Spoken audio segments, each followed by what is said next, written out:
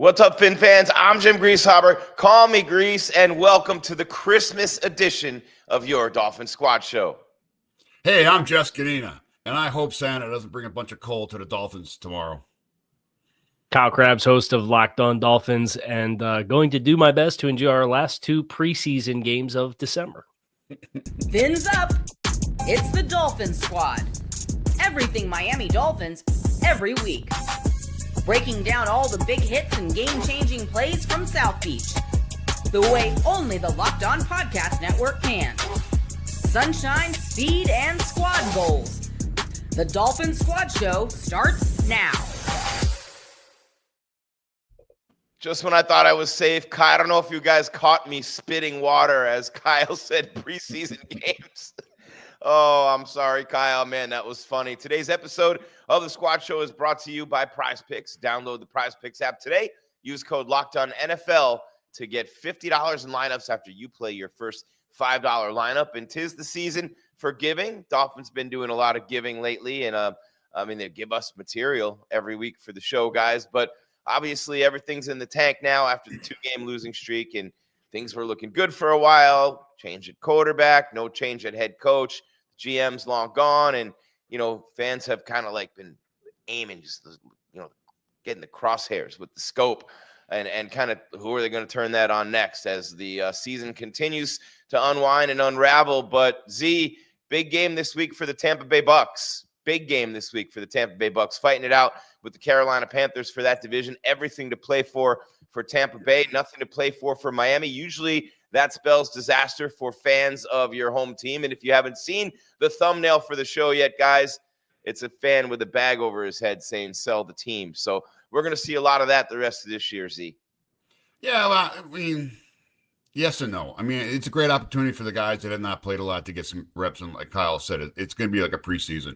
Evaluation starts now. It's going to start with the coaches, the players, the equipment managers, the trainers. Everybody's going to be evaluated over these next 2 weeks. That's just the nature of the beast, and they're going to get as much information out there for the new GM, whoever that may be. If they keep Kelly, they keep Kelly. He'll get his information even faster now on the guys on this roster. Since he's only been here, a short period of time, he gets a full body of work now to see what we have on this roster.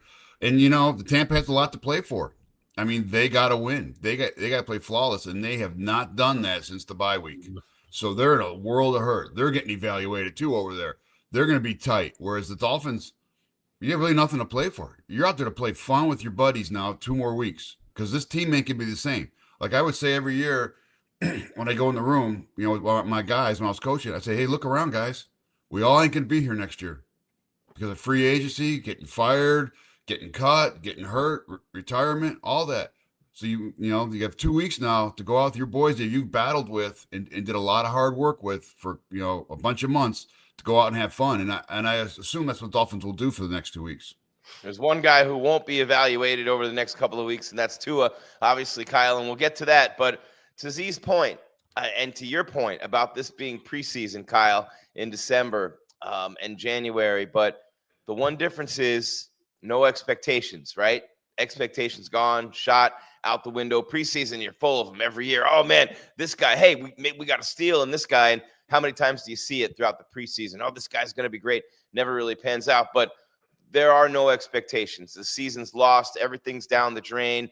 But I wonder how you feel about this as the ultimate Dolphin, Kyle.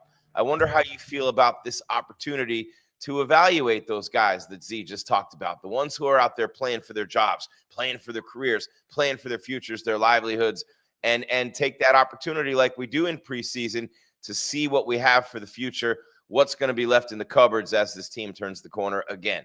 Yeah, a lot of this team's depth was guys signed on 1-year deals, right? So these are guys that are getting ready to go out and hit free agency. So there's that little extra edge.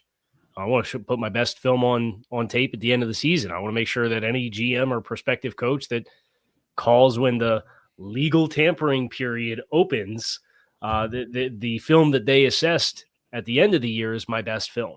And they know that I'm still capable of playing at a certain level. So I think a lot of those guys have that intrinsic motivation to go out and play really well. I think a couple of your best players, Aaron Brewer and Jordan Brooks, and I know Aaron Brewer's been fighting through injury for probably last month or so, really. They got a little extra shot in the arm by the Pro Bowl snubs, and I know the Pro Bowl is not what it used to be, but at the same time, Jordan Brooks, that snub cost Jordan Brooks $250,000. He had an performance incentive in his contract where he's going to get $250K if he made the Pro Bowl. That's insane.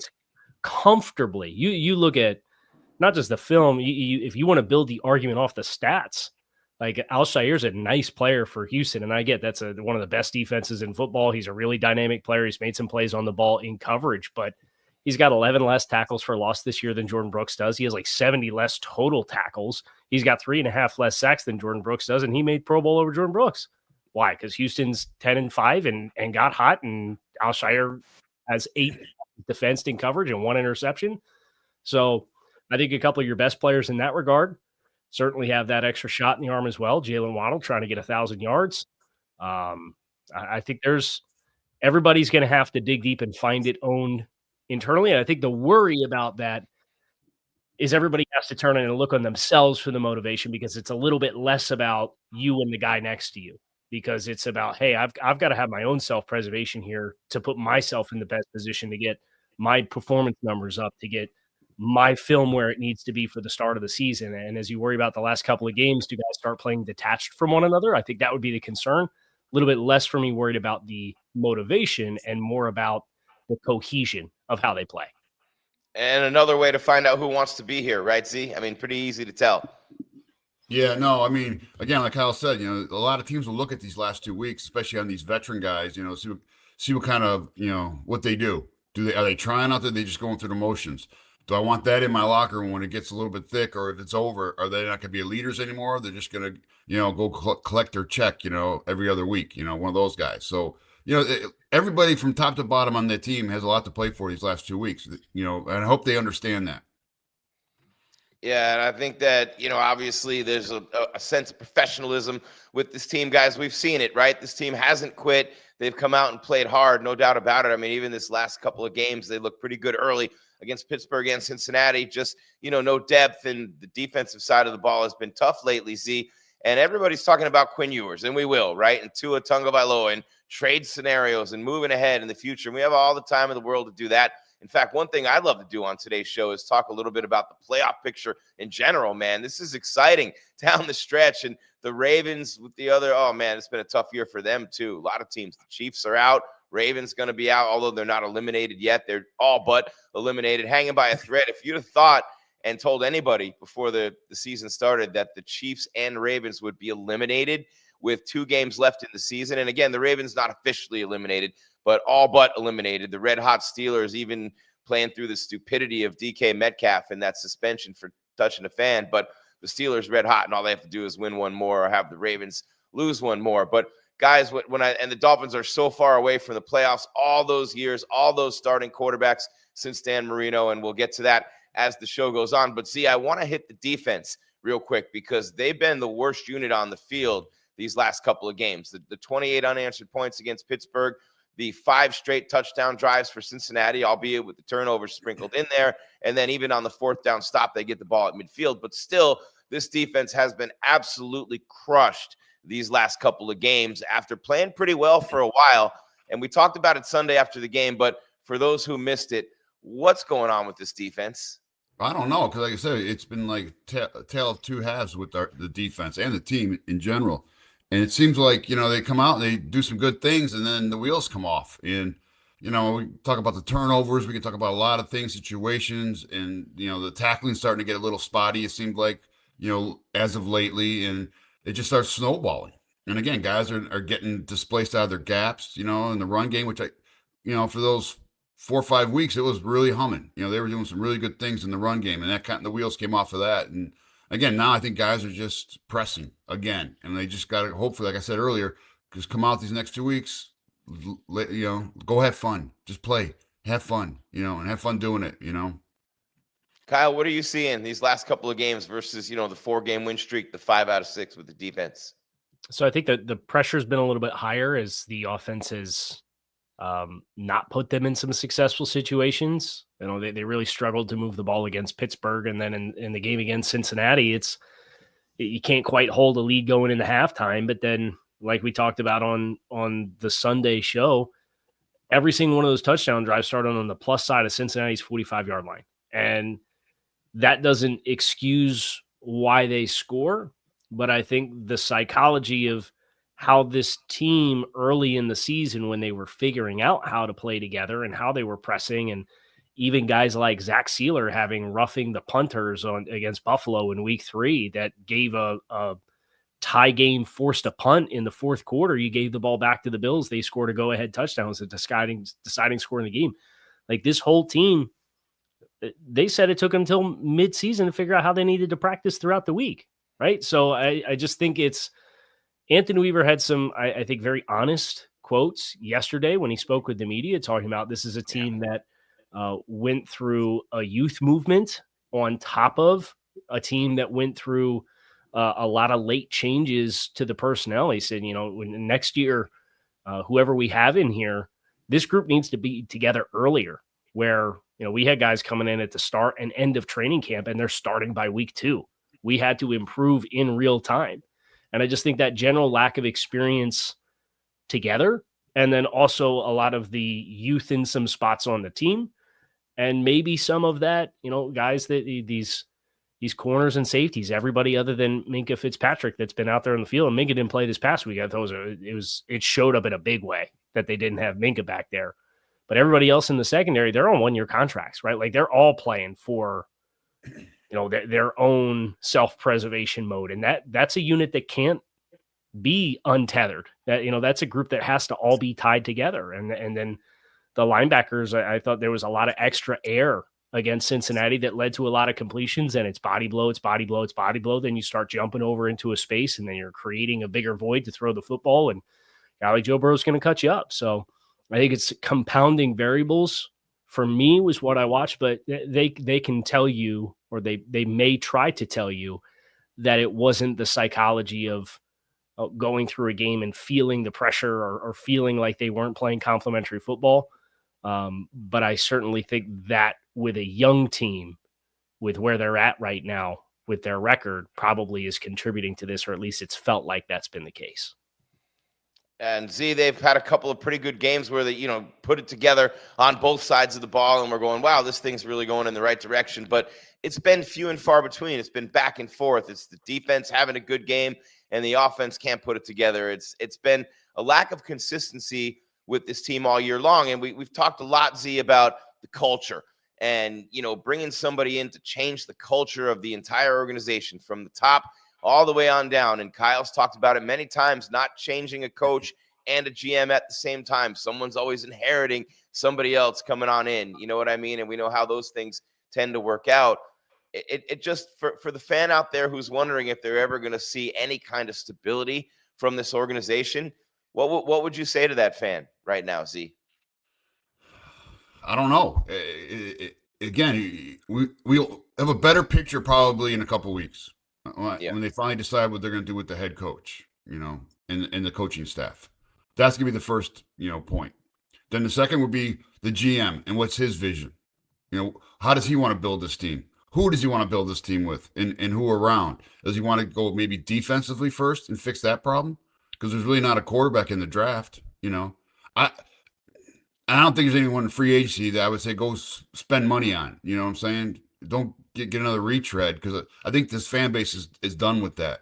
I think we need to find somebody and draft somebody at some point. I think that'd be the best bet. I know that's, that could be impossible, but, that'd be my Christmas gift, I guess, tomorrow, right? We can go draft a good quarterback, and build around that. But you need to get some veterans that have been on some teams that can lead young men, as players, not as a coach. Because a coach can lead all he wants, but at the end of the day, it's someone in that locker room that's got to take the reins. Someone's got to reel these guys back in and check everybody. And that's what this locker room needs. I'm not saying we don't have that. We just need a few more pieces, Each room should have one of those dogs that's a leader, that does it the right way, who's a true pro. Yeah, and this team has not really had that type of player to step up. That's a great point. We have a lot more coming your way, and I want to get Kyle's response to that as well on your Dolphin Squad show, Locked On Podcast Network, the #1 podcast network in the world, and, sports podcast network in the world, and, of course, your team every day. Step aside for a quick moment, and we will be right back. Keep it here. All right, well, I get a chance to tell you about PrizePicks. This episode brought to you by PrizePicks. You and I make decisions every day, but on PrizePicks, being right can get you paid. Don't miss any of the excitement of this sports season. Whether you're following the NFL, NBA, or both, there's no better time to jump in on the action. Don't forget college football playoff bowl season as well. So if you haven't tried it yet, PrizePicks is the simplest way to play. Just pick more or less on at least 2 player stats, and if you get them right, you win. It takes less than 60 seconds to make your lineup, and you can play anywhere PrizePicks operates, including California, Texas, and Georgia. I've been using PrizePicks myself during both NFL Sundays and NBA tip-offs. It keeps every game exciting. You guys know I love to stack that action, stack the action on top of the action, and keep on stacking that action. If one of your players leaves early with an injury with PrizePicks, the injury reboot saves your lineup from a loss. The stacks feature is a game changer as well. Pick more on Steph's points, threes, and steals in the same lineup. So what are you waiting for? Download the PrizePicks app today. Use code LOCKEDONNFL to get $50 in lineups after you play your first $5 lineup. That's code LOCKEDONNFL, $50 in lineups after your first $5 lineup. With PrizePicks, it is good to be right. On the Locked On Podcast Network, your team every day. All right, there we go.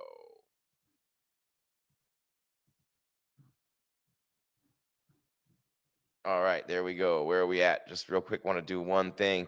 Got to give PrizePicks. There we go. It's stuck on me. We'll leave that up there for about, I don't know, a minute or two and get PrizePicks the love that they deserve on that one, guys. But continuing on, it's Grease, it's Z, it's Kyle with your squad show on the Locked On Podcast Network, your team every day. Merry Christmas, happy holidays, New Year coming up as well. This will be our last show before Christmas. Then, of course, we're here Sunday after the Buccaneers game, and the Bucs have a lot to play for, obviously. And one thing we talked about with the Dolphins is the future of this team, Kyle. And I asked Z what he would say to the fan who's looking for any kind of consistency, any kind of culture, whatever you want to call it, starting from the top and working its way down to kind of hang your bag on, get it instead of hang your hat on, hang your bag on.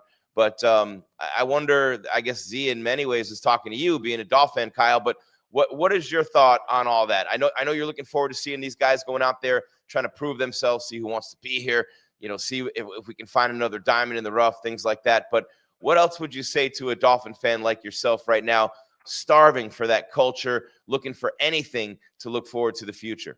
The hard part's over. They've committed to change already. They've already committed to a general manager, and the last general manager hire that they made was Chris Grier in 2016, and it was an internal hire. And he'd been with the organization for 20 years or 15 years before he got the job, right? So even if it's Champ Kelly's, you could look at his resume and have questions. He's not a Dolphins lifer for the last 25 years. He's got learned experiences in other places. He very quickly collected administrative roles. He's got a very impressive educational background as well in computer sciences and really smart guy. So the hard part's over. Now, the other hard part is hiring the right people. And that's the part that we need to figure out what they're going to do with their GM interview process. I'm excited to see, we're 12 days away from kind of the opening for formally requesting interviews for GM candidates. And, that first Monday, once the regular season's over, and the Dolphins got a 2-month head start on this process. So I'm really looking for what kind of visible traction we can see on them having a plan on the kinds of candidates that they want to hire. And that's, for me, you have to hit that hire out of the park. And you can have varying degrees and trust that Stephen Ross and the Dolphins organization is going to make the right decision on who to hire, but at least the conversation's being had. Where last year, status quo wasn't good enough. We put out the tweet with the formal statement after they lost to the Jets. Stephen Ross did on the Twitter account, and they rolled it back for another year. So there's a lot of change. There's lots of reports about what Mike McDaniel's job status is. There's lots of reports that the Dolphins are fully committed or mentally committed to moving on from Tua Tagovailoa, and they haven't had a GM that's locked into place to make that formal determination, but maybe in the conversations that they're having with guys' agents and figuring out and putting feelers out and who's interested for the job, a lot of the feedback that they have, and this is speculation on my part, I'm not saying this, but maybe that kind of reporting comes out because the consensus is there's a lot of people that would be interested in the job, but they all kind of have the same consensus feedback on what it would look like. So those are the kinds of things for me. Like it's less about, oh, can't wait to see them go out and layeth the smacketh down on the Bucs on Sunday, right? Like I'm excited to see the guys go out and get a chance to perform. But if you're looking for like, hey, what kind of direction is this team going? Why should I feel like things are going to be different? It's because things are tangibly going to be different because the guy who runs the football operation is no longer here and in place. You got it. And Z, when you talk about a GM coming in here and inheriting a coach, right? All reports that we've seen say Mike's still going to be here. Anthony Weaver, by the way, if you're gonna say, hey, Mike only is doing what he can with the talent that Grier gave him, then the same would and could be said for Anthony Weaver. I mean, you're talking about Douglas and Jones coming in after camp, and they've become significant contributors to this defense, and the injuries that they've had to deal with. And I don't want to make excuses, but if you're going to say that Mike gets to say and Mike gets a pass because a lot of what happened was because of the personnel, wouldn't you then have to say the same thing about the defense and Anthony Weaver? It only makes sense, right? Yeah, I mean, just look at the defense. All the guys they lost from last year's defense, and they got younger. The D line is younger. It's not what it was last year. Yeah, we got some pieces back because we had some injuries last year, but then we traded one of them. You traded a very good defensive end, rush guy. That hurts because Chop's not there yet. He's still learning football, and the inside guys, and then the secondary. It was shredded during training camp, and everybody was new there, and we got rid of pieces there. So that's why it took so long to get the wins going. It's still young. It's still not a veteran. It's not a hardened defense yet. It takes a good offseason of everybody in the building together, working on, same goals and everything, and learning the defense inside and out and be able to play fast. And, the sooner we get that built, defensively, it's going to be a better unit next year. Yeah, and I think guys like Jones and Douglas have played really well, Kyle, considering, right? But who are some of the other guys, Kyle, that you're looking at and saying, wow, this guy really stood out to me this season with his play, week in and week out, showing up, making plays, making things happen out on the field. Who are one or two of those guys for you who you're looking at and going, you know what? I think the future looks bright for this guy in a Dolphins uniform who maybe you didn't think that or know that about before you've been seeing what they've done the last few weeks in this win streak and now these last couple L's. Yeah, I want to make a quick follow-up point on talking about, the roster and what the coaches have been given. Offensively, the Dolphins ranked 22nd in points and 24th in yards, and defensively, they ranked 22nd in points and 19th in yards. But the Dolphins the last 2 years have ranked 6th and 7th lowest in the NFL in cash spent on the defensive side of the football. So all their money is going to the offense for an offensive-minded coach. So if I'm looking at and holding up the resumes and I'm asking myself, where do I have more concerns? It's where they're spending the money and where the specialty is of the coaching staff. That unit is performing just as poorly as the other side of the ball with all the adversity that they have. So that's for me, and I get Tyreek Hill goes down this year, and I get Tua Tagovailoa missed time last year on the first year of his contract. But at the end of the day, all of your investment, where were your two big marquee investments in free agency this year? Zach Wilson got a 6-year contract to be the backup quarterback. He gets beat out by week 16 by Quinn Ewers as a 7th-round rookie. And James Daniels played 3 snaps for you. And he got a 3-year, $24 million contract. Everybody else got $3 million or less in free agency. Those were the only two guys that got more than that, both on the offensive side of the ball. So as you guys were talking through that, it's been a conversation that I've had on the show recently that I think really bears repeating when we're looking at kind of where we're at. Guys that have stood out, I really like Dante Trader, the rookie safety out of Maryland. I love the way that he carries himself. He gets rave reviews for kind of the mature beyond his years, the way he prepares. I think there's some overlap with probably what he's best at as a nickel second level player and where Minka's really been unleashed. So I think that, that there's probably more of a long-term play for him to get unlocked and be the best version of himself long-term. But these are the kinds of players that you really need to hit on, and you really need to see start to materialize and show some promise, because it's a young nucleus after not having draft picks for 2 years, right? They made 8 draft selections in 2 years, and one of them was in the first or second round. And that player, Cam Smith, didn't work out. So this 24 and 25 draft class, the Patrick Pauls of the world, and Patrick Paul way outperformed my expectations. I think he's been very good at left tackle. And you kind of got the sense early on in training camp that he had really seized the opportunity that he had and the tutelage that he had for a year under Teron Armstead.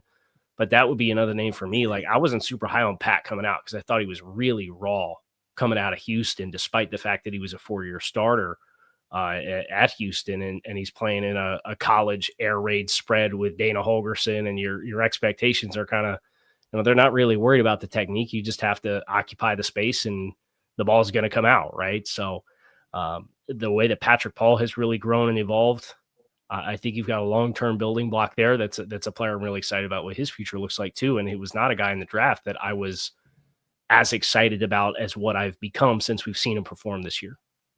Yeah, that left side of the offensive line, Z, you notice, I mean, even on that 48-yard touchdown that Achane ripped off the other day against the Bengals could have driven a truck through that hole. That left side of the offensive line's been really getting better all year. And those guys are, I mean, young. The last couple of years, the last 2 drafts, looking like a couple of long-term building blocks there.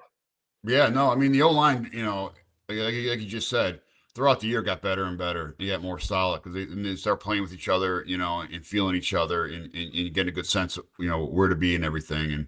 And, that's probably our strongest spot on the team right now is the O-line, I think, because they're doing some good things, they just got to keep growing and, get some people behind them, and, we got a good running back who can read those blocks and everything, which helps out too, and sets those blocks up for those guys. Yeah, a good running back who's 24 years old, Kyle, who just made the Pro Bowl. There's a smile. See, that's 24-year-old Achane. There's a smile. He's in line for a very handsome level of compensation. And I know a lot of Dolphins fans are kind of conflicted with paying a running back relative to what your perceived competitive window looks like, and should you do it? But you got to pay somebody, right? And like your second level or your second contract guys, it was such a sore spot for the Dolphins under Grier since 19 was you draft Christian Wilkins and he's a hit, and you don't figure out a contract extension with him and he leaves. And then in 2020, it's you get Robert Hunt, and he becomes one of your few success stories on the offensive line, and you don't get a deal done, and he gets $20 million a year from the Carolina Panthers and makes the Pro Bowl his first year out. Javon Holland, you kind of did the song and dance with. Andrew Van Ginkel was a success story for you in 2019, really prolific kind of hybrid rush player. They brought him back on a 1-year deal after the rookie contract expired, and then he goes to Minnesota and signs a 1-year deal. And they've already doubled down and gave him an extension that was like $20 million on the extension. He's a very good player. So your success stories, you haven't drafted. And I think part of what's dug the Dolphins into the hole of culture that they had to dig their way out of, or start to dig their way out of this year. And we heard, Jordan Poyer did some interview with Ty Dunn, who's very good. He has his own Substack, but he talked about coming to Miami last year, and he didn't understand the scheme, and he didn't trust the guys next to him to know where they're at. And they asked Anthony Weaver about it. He's like, yeah, we brought in a bunch of vets that have been in a bunch of different places. They're all preordained to their own individual way of doing things and being successful in their other places, like Poyer, who had 7 years in Buffalo and had 11 years with Bobby Babich, who's the defensive coordinator there in Buffalo. It's going to be different. You go somewhere else. And for Miami, like, you can't be a talent pipeline for the rest of the league and then let your best players leave because you want to trade draft picks for guys and give them second and third contracts that are top of market dollars. That's what they did with Jalen Ramsey. That's what they did with Bradley Chubb. That's what they did with Tyreek Hill. And the opportunity cost of guys that you drafted that grew up as professionals here in South Florida and kind of figured out how to be successful in this environment, they leave and they go somewhere else. And they get they're coveted and they get top of market money somewhere else. And you're too passive with getting these contract extensions done. Too many guys are going into the contract year and they play well, and then there's a month left and they say, well, I'm not going to sign a deal now. I'm going to go hit the open market and get a 20% upcharge because everybody's going to be bidding on me on free agency. So that part of it with Devon Achane, I think you're kind of starting fresh because you've started getting into, hey, we have like full body draft classes with all these bodies and you have your fair share of success stories. The guys who figure out how to be successful here, be proactive, get contract extensions with these guys done.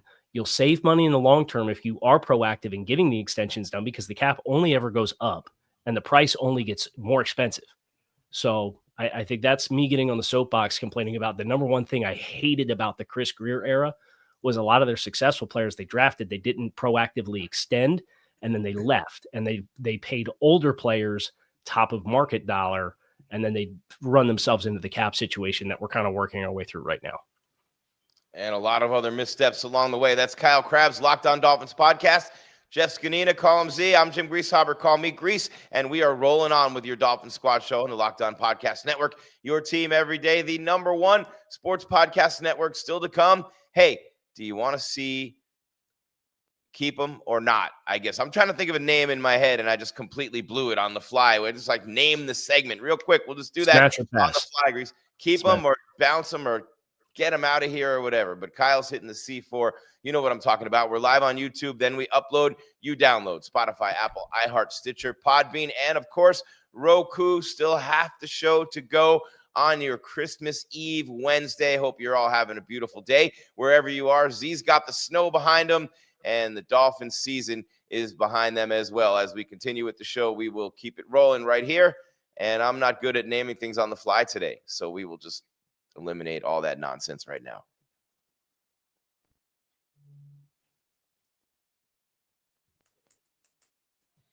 Usually I come up with something quick and witty to say in those spots, and it just failed me twice in a row, guys. I'm done. I'm done trying, Z. Forget it. Holiday doldrums. Go to a good yard sale later. That's all. Get your mind right. He's making fun of me for this, okay? So I kind of messed with Kyle and Z before the show, and I was given a gift the other day. See, check this out, guys. It's got some old school there, right? Check that out. Now look at this. Oh, look at that. See? So I'm telling these guys, and I did it to mess with these guys, and I'm talking to the audience now, Z and Kyle, but I did this to mess with Z and Kyle, and more so just Kyle, you know, throwing back to the Chad Henne days. And, of course, Kyle has a good Henne story that I didn't know before I did this, but I was just having fun with it, and I'm going, it's the official jersey. It's the official jersey. It's official. It's real, and I'm joking that it's Chad Henne. And Z, you want to tell him what you did to me? You couldn't even let me have that, guys. Yeah, I said, check the back. There's a number in the back of every game-worn jersey, Grease, and there's not one in there. Plus, the sleeves are wrong. So I just said use store-bought. Store-bought. Yep, there's none. There's no number there. The store-bought Henne jersey, Kyle. And why don't you tell everybody your Chad Henne story? The degrees of Kyle Crabbs. I know Chad. I was a freshman at Wilson West Lawn, Chad's senior year there before he went to Michigan and started as a freshman quarterback at the University of Michigan. And it was cool. I mean, he had, you know, Lloyd Carr came through as the former coach of Michigan and came through and talked to our team that year and seeing his success. And then he gets drafted in the second round by the Dolphins and you get really excited. It's like, wow, this is really cool. My favorite team drafted one of my high school teammates. And Chad was the best because he was, you know, a Division I, went to Michigan starter as a freshman who I played football with. And then you find out really quick as you're young and you're growing up, the NFL is a little different ball game. And Chad didn't have the success in Miami that he had at Michigan and then also in high school. But no, it was really cool to see Chad kind of find his footing as a career backup and, you know, back up Mahomes and came through in the clutch. And then when they made that playoff run and had an opportunity to play late in the divisional round and help the Chiefs win a football game. So, yeah, I know Chad. Chad's Berks County, PA, for anybody who's familiar. And it always hurt my heart that Chad didn't work out because I, too, have a Chad Henne jersey buried somewhere in my closet that I got. It was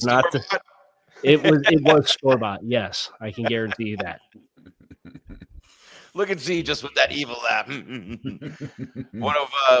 I hate to even say this now, but that's a good segue as we talk about which guys we want to keep and which guys you want to see more of these next few weeks before you kind of make up your mind whether you want them here next year as we keep it rolling on your Dolphin Squad show. Talking about Henne, guys, he is one of 21 quarterbacks who started for the Dolphins between Dan Marino's retirement in 1999 after the 99 season, the Jacksonville debacle with Jimmy and Dan and everybody in the Dolphins uniform getting run out of Jacksonville that game. And then, of course, the time that they drafted Tua in 2020. So 21 starting quarterbacks between then and now, Kyle. As we move forward here with the show, it's easy for us to sit here and talk about it with the show, but it has not been easy for the Dolphins to find a quarterback. We saw some good things from Quinn Ewers, Kyle, on Sunday. We saw some flashes. We saw a complete lack of fear. We saw a kid who was ready for the moment, mentally at least.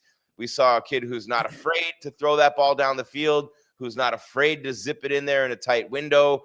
I saw a lot of things from Quinn Ewers. What we didn't see was a win. What we didn't see was a turnover-free performance. And what we didn't see was a touchdown pass. But we did see quite a bit. Your thoughts on Ewers? I mean, we're talking about a kid who was at one point in time the #1 recruit in the country, coming out of high school, Ohio State, Texas. You know what I mean? A very similar path to Burrow. Both those guys had played at Ohio State and left. So your thoughts on Ewers now that you've had a few days to kind of digest it, watch more film. What did you like? What did you not like? What do you still want to see more of? Yeah, I like some of the creativity. There were a couple opportunities where kind of the play design didn't go maybe the way that it looked on the board, and you didn't have like a lot to work with. And Quinn's getting out and kind of creating that horizontal stretch, getting outside the pocket and finding a few completions and helping throw with accuracy while playing on the move. I think that's something that is obviously not something that the Dolphins have had a lot of with Tua. Is a little bit more of a stationary passer when it's not the rollout game, but when he's on the move and he's not able to get into his throws, he's got a little bit more RPMs on the football. So I like that from Quinn.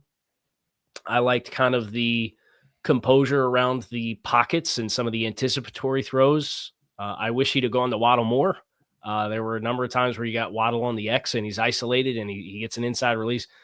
For my money, Jalen Waddle's probably the best receiver in the NFL in taking inside releases to run outbreaking routes and winning really dynamically at the top of the route for the kind of separation that he can create. So if you're in 3rd and 6 and you got Waddle and there's a pressed up corner and it's too high and you know you're getting an out route, a speed out at 10 yards or whatever, like my eyes selfishly, I'd be taking those shots relative to what the rest of the wide receiver room productions look like for Miami this year.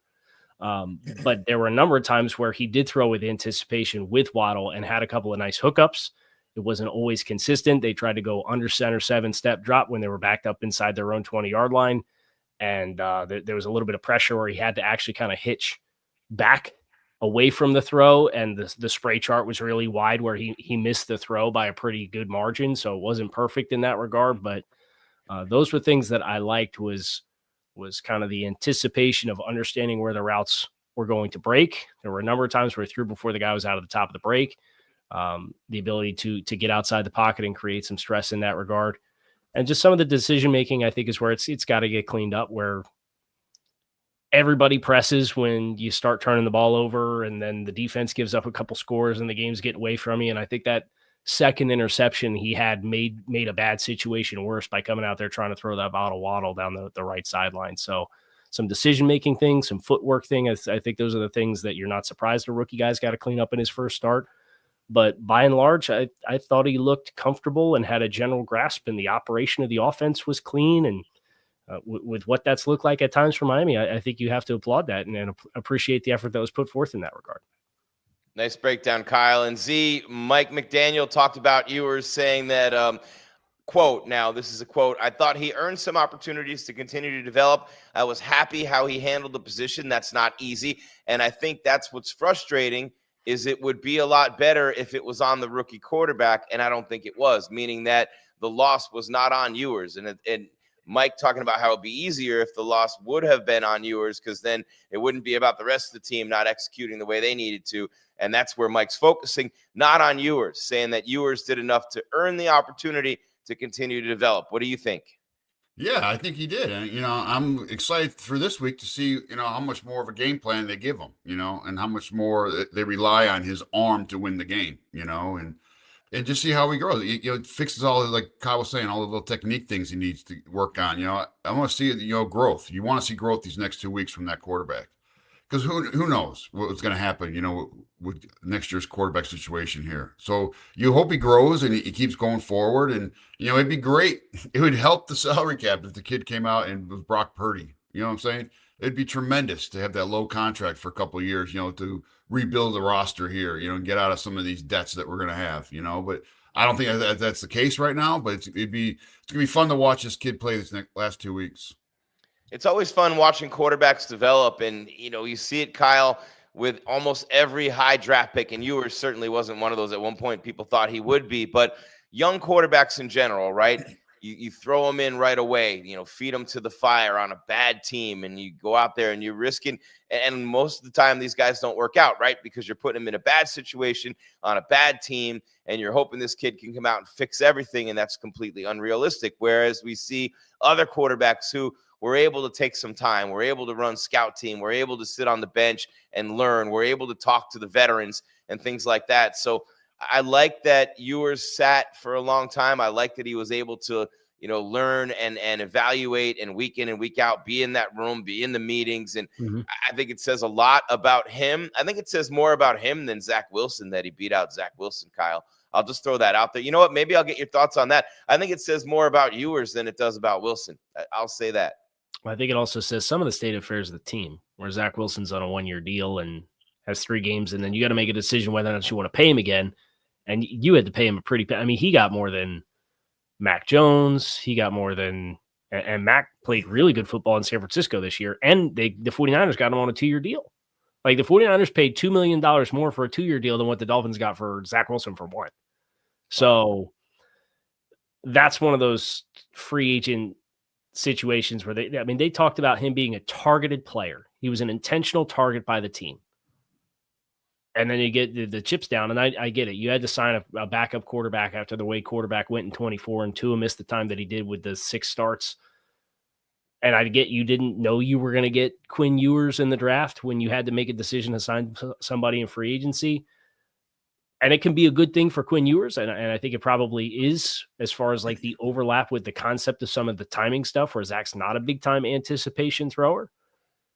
But that doesn't make that free agent signing look any better when you're a top 5 overall pick that comes into a third team and looked really good in the preseason playing for Sean Payton last year. And then you come to Miami and it's time to make a switch. And Zach justifiably, I think, was pretty upset by the decision, or at least the way that he phrased it when he talked to the media. He was pretty disappointed. Yeah, I think he has a right to be disappointed with what they paid him to come in here and what it was probably sold as for the opportunity versus the way that it plays out. But the Dolphins, with the situation that they're in, the smart thing to do is to play the guy that's got 3 more years under contract for $800,000, $900,000 a year because he was a 7th round draft choice. That's the smart business decision to make, to hope you catch lightning in a bottle there, instead of having to re-sign Zach for another $6-8 million to come back if he plays really well and you think that's going to be your starter.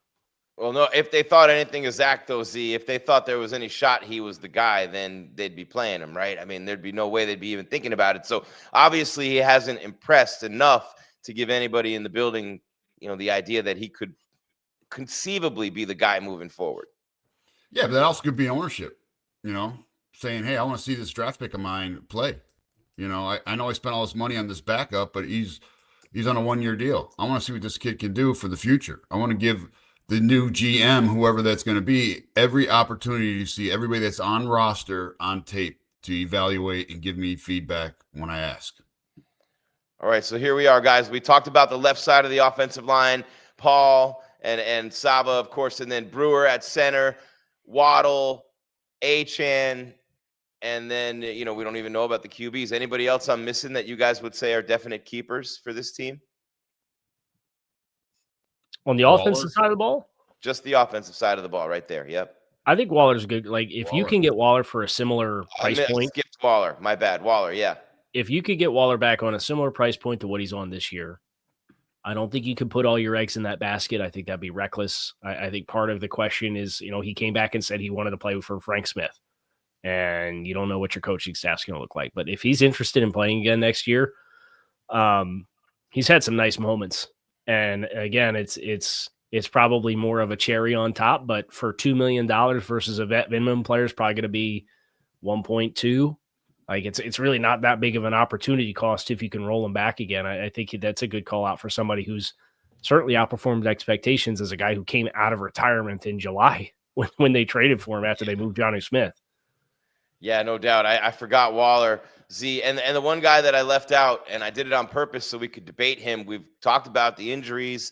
Austin Jackson, first-round pick, back in the lineup, injury issues, but I left him off on purpose because there's a little bit of polarization there. Yeah, but again, he's been hurt. He hasn't really fought back, good enough. And, again, you got to see him on tape. You got to evaluate him and watch how he plays. Kyle? I like Austin as a player. I think the body of work is big enough of missing time when he's owed. Look, the Dolphins are going to have to cut some cash off the payroll this year, right? Like they've been top 10 in cash payroll since this build started, and they went crazy in free agency in 2020, right? Like they've been in the top 10. With the Tua situation with the contract, if they're going to eat that money, or even if they're going to bring him back, they're probably not going to have him be their intended starter next year after they benched him the way that they did. You're going to have to slash payroll in some places to rebalance your books and spend below the salary cap so that, that kind of rolling debt that you have against the cap equalizes. And I think Austin Jackson is a player that's owed just short of $10 million in cash compensation next year. I think that's probably a player that you look at, and you look at the injury history, and you look at, the last 2 years, he's missed at least half the season. He played the most snaps of anybody in the offensive line in 23, and then he played in a game and a half in 22 under Mike McDaniel. Like, he's missed more games than he's played. He's got a worse injury rap sheet than Tua Tagovailoa does as far as durability. And that's a tough sell for me to kind of put your eggs into that basket when next year's a contract year, the salary's not guaranteed. If you can figure it out and you can make your cash strip down work elsewhere, I'm not going to be mad about Austin Jackson being back with the team. But if that's the case, I would want to bring back Larry Borom, who I think did an admirable job as a swing tackle and filled in for him for half the year. So, at least he's got some chemistry with the other guys on the offensive line, regardless of if you change the scheme or not. So, you need to protect yourself with Austin. I think the talent level is that of a quality starter, but the consistency level of it and the time that he misses and then trying to reintegrate yourself back in where you could still tell he's a little rusty. It's a complicated one.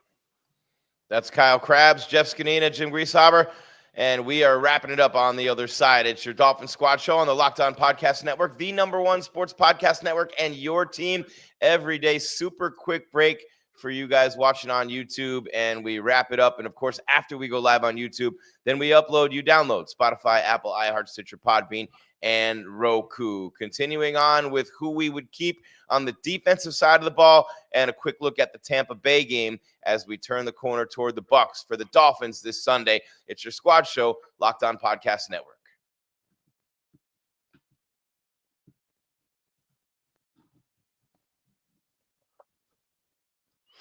All right, Coach Z, I'm going to start with you, man. I know that you were a little tough on Chop after the game on Sunday, for some missed assignments. He did make a play or two, and you see the flashes, you see the brilliance there. So as we look at who you would want to see more of, who you definitely think you would want to see back here for sure next year, and who you're not sure about on the defense, I'll go first and talk about Chop. Obviously, he's a guy who's going to get another shot. Obviously, he's a guy who they thought enough of to spend that draft pick on. And, when you trade Phillips out of here, you all of a sudden say, hey, Chop, next man up. So I want to start with the guy who you've been a little critical of some of his plays that he has made or hasn't made this year, Chop Robinson, defensive end.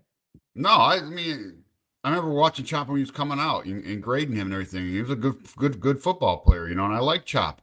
Yeah, he's got to take the next step. I know it's his sophomore year. He came off an injury, and I get all that down and out. And he was, he wasn't starting. I'm sure that was an issue in his head mentally, after the year he had before, and so, I see him take the next step in year 3, grasp the defense, know it inside and out, work his craft, do the little things with his hand placements and his footwork needs to get cleaned up, and and his aiming point, and know at the top of the rush you got to counter, and these flybys, especially on the left hand side, which I talked about Sunday, have hurt this team a lot. You just got to clean that up. So I'm excited for Chop in the future. And then the other guy, like Chubb on the other side, they got to make that decision financially what they're going to do there, because we have that first round draft pick, and I'm always a firm believer, like I talked about earlier, if you can't get a quarterback, you get one that go get the quarterback. And there's some good. Look, some of the college games I've been watching, there's some good defensive ends out there that can rush faster. Big dudes, So that's something, this next GM and who's ever left, on the staff here, moving forward, that's how they should go into the offseason, in my opinion. Two of those defensive ends at the University of Miami, Mesidor and Ruben Bain Jr. And Kyle, your thoughts on Chop? Because moving forward, I think there still is a pretty big question mark as to what he's going to be and the player he's going to turn into. I don't think we're there yet, and I think we don't know. Yeah, I think with the skill set that he's shown through his first 2 years, he's probably ideally a 500 snap player, and he's playing on a lot of long and late downs. And you use the speed rush, and you go back to Penn State, what he was able to do at Penn State, where they'd mug him up on interior gaps, and they'd have him on a 2-point stance in the A gap, right? We haven't seen a lot of those exotic fronts, or at least from Chop this year, where it's a little bit more, we get him out in a wide 9 and we're trying to use our first step quickness to win. And we got to make a decision in the first 3 steps on whether we're going to run the loop on the outside or if we can work back inside. And I just think that consistency for Chop isn't quite there yet, through those first 3 steps and understanding how a tackle has set you and what different moves you have in the bag to play off of the way that he sets you. Is he jump setting you? Is he short setting you? Is he taking an angular set and getting width and opening up the B gap for you to work back inside? Is he overplaying the speed where you can take him down the middle and actually play with power and collapse him back? Like, that part of his game needs to continue to develop. And I'm not really surprised because of what he was at Penn State, right? It was all the disruptive penetration and flying to the mesh point and creating chaos in that regard. And it's not always like that. Or there's times where guys are going to be athletic and heavy enough with the anchor that you can't just play with the speed. So I think the disappointing part was you felt like you kind of got the light bulb to come on in the back half of last year. And it's taken him a while to kind of feel like you got back to some of that disruptiveness, and it hasn't felt like it's been as good. And I wonder how much of that is some of that. We talk about the veteran leadership, right? Like, yes, you get Bradley Chubb back, but Jalen Phillips leaves halfway through the season. Calais Campbell's not in the room, and Calais Campbell is an encyclopedia of knowledge and was universally praised for what he did. And I mean, he played 650 snaps on the edge at Atlanta before he came to Miami in 2024. So I think you get into talking about leadership and player development, and veterans in rooms, and Bradley's not the same kind of skill set as a Chop Robinson, right? Like, Brad's 275. Like, he's a heavy-handed dude who had some burst and power coming out, but different skill sets, different experiences, different ways to play. So I think there's probably a lot of layers that go into that. I think Chop, you just need to come up with a firm plan for how do you optimize him as a pass rusher. And I think that's something that the Dolphins too often this year were playing in third and mids where you couldn't get the exotic fronts out there to really play games and line them up and really unleash him on interior gaps. But he's got to do his part too, I think, and have the light bulb come on with his pass rush plan.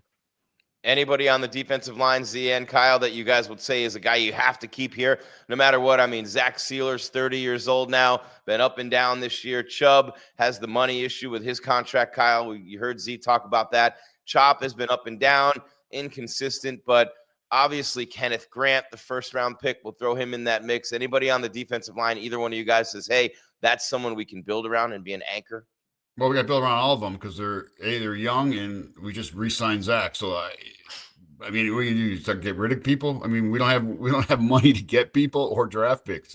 Grease, you know what I'm saying? So I think everybody in the inside interior is going to be here. I mean, they may add a piece here and there. I get that because that just happens every year. I said the outside is where we got to add some people. We got to add a third legit pass rusher, either through the draft or through free agency. But again, free agency can cost you an arm and a leg, because again. Who do you like, Z? Who do you like out of anybody? Is it Bain? Is it Mesidor, the Miami guys? Anybody catch your eye down there, rushing the passer? I mean, just watching on TV copy, I'm not going to throw something out there. I mean, both those cats are good. I think that, a guy at A&M flashed a little bit, right? Oh, How he's a monster. Stud. Yeah. And then Clemson's got a guy too, right? I think I saw, but again, until you watch it and you study it and you focus on 4 or 5 games and you watch 1,000 snaps of this player, then you get a feel for him. Because you watch flash plays and then you go draft a flash player. Because I've had coaches just watch the highlight tape. And then, what about this guy? The 50 play reel, right? Like, give me the best 50 plays and we'll make the decision off that. I want to see the 50 worst plays and see how the kid reacts to the next play. That's how I'd evaluate kids, because you go in there and you get a coordinator saying, oh, this guy did this. Why is he, you're on 10th on your list. Go watch your game tape. Just watch a game tape, coach. Don't just watch that highlight tape that the scouts made because it's in his area. I want to draft my guy. I want to look good for my area. Man, get out of here. Sorry, my rant for Christmas. What about you, Kyle? You see anybody on that defensive line who the Dolphins can build around? How about that? Not saying do we want him out of here or not. Anybody up front who you can build around, or do you have to go and draft that guy?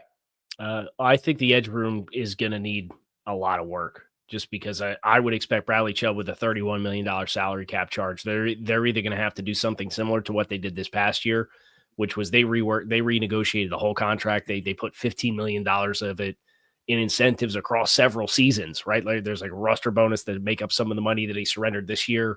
They put, I think it was $2 million into per game active, healthy dressing on game day bonuses after he missed all of 2024. But he's owed like $21 million in cash next year. And that's another one of those players that's just like that Austin Jackson thing. Like Bradley's had a couple knee issues throughout his career. The most recent injury in week 17 against Baltimore in 23 was a really bad one. It was worse than what it was reported to be. I think he's had a really admirable, nice bounce back season. And I really love his presence in the locker room, but for $21 million for a team that's going into the window that they're going into, and he's really only the guy other than Chop Robinson that's under contract on the edge. That room I think is a blank slate, and Chop Robinson, you're probably looking at that skill set and looking for skill sets that complement that skill set. I don't think you can have too many of the guy that are predominantly speed. I think it's nice to have the speed guy. So if you want to get the heavy-handed guy where you can kind of collapse and reduce angles in the pocket, you can have that on the other side and hopefully have a complementary rush and build chemistry there. But that front, the interior group, I think they've hit on 3 players in the draft, in my opinion, with what Grant has shown, what Jordan Phillips' skill set is that's very uniquely different than Kenneth Grant's, and what Zeke Biggers' skill set is that's different than both of them. Like that's a great collection, I think, of 3 interior defensive line players where you've got Grant that can play all up and down with A-gap size, but 3 technique quickness, and it's just harnessing all of that and honing it. And then you've got Phillips, who's much more of a leverage 2-gap, A-gap kind of player. And then Biggers is a little bit more the odd front player who is maybe a 4-eye, plays inside shade on offensive tackles, more of a gap control player when you go 3-4 fronts. You can get a lot out of that trio of players. And then Zach Sealer is a player who's as savvy as he is. I think that interior is going to be a strength of this team for years to come. I think they've done a great job developing those guys throughout the course of this season. So if you were going to draft a defensive player, obviously both of you were saying we need an edge rusher, and that would be number 1. And there's a bunch of those guys coming out. And then, of course, the linebackers have been really good. And a lot, you look at it one of 2 ways, Z, right? When guys like Brooks and Dodson are making 1 million tackles, you could look at it and say they're having a great years, or you could look at it and say that the defensive line is not doing as much as they should to keep guys off of them, and the numbers are inflated from that standpoint. But there is no doubt and no denying that that Brooks and Dodson have been maybe the strong points of the defense this year, those 2 linebackers. Yeah, but that's because the interior play of the D-line it got better as the year went, and they're O-line has to be account them in their blocking, whereas they can't just bounce off and climb to the linebackers and block the linebackers. That's why the backers make a lot of plays. You can ask any of the the linebackers. You can ask Zach why he has so many tackles, because I took all the double teams. So I mean, but it's true though. I mean, when your D-line is playing good football, your linebackers make a lot of plays. Keep them clean. Yep, keep them clean. Yeah. So, I mean, and one more thing I want to say, besides the DN, the other person we need to draft would be a corner desperately. Yeah. Yeah, I for sure. mean, that's probably, I it was goes getting to there me next. DN then corner, because you can cover up average corner play with a freaking Myles Garrett, so. You're right there with him, Kyle. I saw you nodding.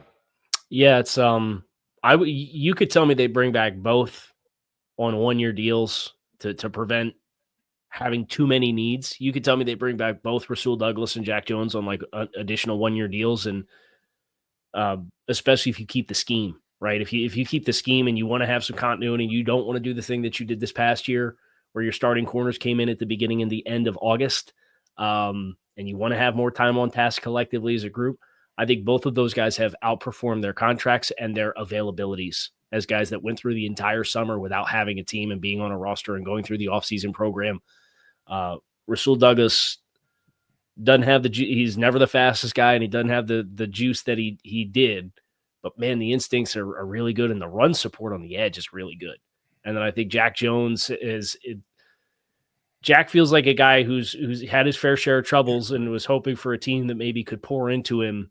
And it feels like he's gotten a team and a coaching staff that's poured into him, and it feels like you're getting the best version of him. There's ups and downs. It's certainly not a position that I don't think is upgradable with a top flight talent. I think he's a sufficient level starter right now at corner, but even if you bring them both back, you need some longevity in the room, right? Like the safeties that are not named Trader and Minkah Fitzpatrick are all expiring contracts. The corners are all expiring contracts. That includes Kader Kohu. That includes the two names that I just mentioned. Like their top 4 or 5 corners are all expiring contracts. So you need to start to get some young guys, whether that's free agency or the draft, into your building who have several years worth of control, so you kind of know who you have to work with. All right, that's Kyle Krabs, Locked On Dolphins podcast. Jeff Zgonina, call him Z. We're right up against the end of the show, guys. Buccaneers, Z coming in, and it has been a disaster for Tampa Bay, right? The last 7 games, they've lost 6 of them. They were 6-2 after a win against the Saints, a 20-point win against the Saints following week 8. And it has been all downhill. Tons of injuries, all kinds of things happening there to where they've lost 6 out of 7, 3 in a row, Z. And they are now, for the first time, out of first place in their division, which, we never thought you'd see. And now the Carolina Panthers, who just beat them and passed them, they play the Seahawks this week, who are red hot, just beat the Rams. And then the Bucs and the Panthers play each other to end the season. So, and Tampa Bay wins the tiebreak, I believe, if they win that last game and split the season series with Carolina. So much to play for the Bucs. They're holding it together with bubblegum and duct tape. The injuries have decimated them. We were talking Baker Mayfield MVP. This team could be a Super Bowl contender after that 6-2 start, but the wheels have completely come off in Tampa Bay. But as we saw with the Bengals last week, the wheels can get put on very quickly if the Dolphins continue to play the way that they have. Yeah, no, I mean, it's a huge game for Tampa. Baker's been battling injuries, and it's not the same Baker that he was earlier in the year, and that's hurt. They mounted a bunch of injuries, but so is San Francisco, and they're rolling out there in the West Coast. So Tampa's got to pull it together. I know I just saw the defensive tackle Clancy, I think his name, right? Mm-hmm. Pittsburgh kid. They activated him, off of IR for practice, whatever. Who knows if he can be able to play in the game from the pec injury. Then they signed JPP last week, pulling a guy off a couch, try to get a little boost in their pass rush, But defensively, they got to go out. They got to stop the run and they got to get after the passer, and help this team out and get some turnovers and do all the good stuff and play, together. I mean, it seems like they're like up and down throughout a game. They just got to put it all together, and play. But like I said earlier in the show, they're going to be tight because they have to win this game. And I think this is going to help the Dolphins because if the Dolphins go out and just have fun and play hard, they got a chance to, to embarrass Tampa Bay. I know you have the crossover show, Kyle, coming up to preview the game and a bunch of things with Locked On Dolphins podcast. But your thoughts here for our purposes, wrapping up the squad show on the Tampa Bay matchup for Miami on Sunday. Yeah, I'm looking to that defensive line group that we were just very complimentary of. The Bucs are really banged up on the offensive interior, and they had Graham Barton, our first-round pick, was playing tackle earlier in the year, so he's had musical chairs with the guard spots, and it's been a lot of lack of continuity. And Miami's had all their young guys stay healthy. Zach Sealer's been coming on the way that he has. Baker's dealing with a shoulder injury and an oblique injury. So the fastest way to make a dude uncomfortable in the pocket is pressure right in his face, right? And I think this is a great opportunity, and it's a great litmus test where if we do the post-game show and they don't have a bunch of interior pressure and they don't make Baker knowing what their offensive line on the interior has looked like this season, I'll be disappointed because I think it's a matchup that they can really kind of get after and kind of create some chaos.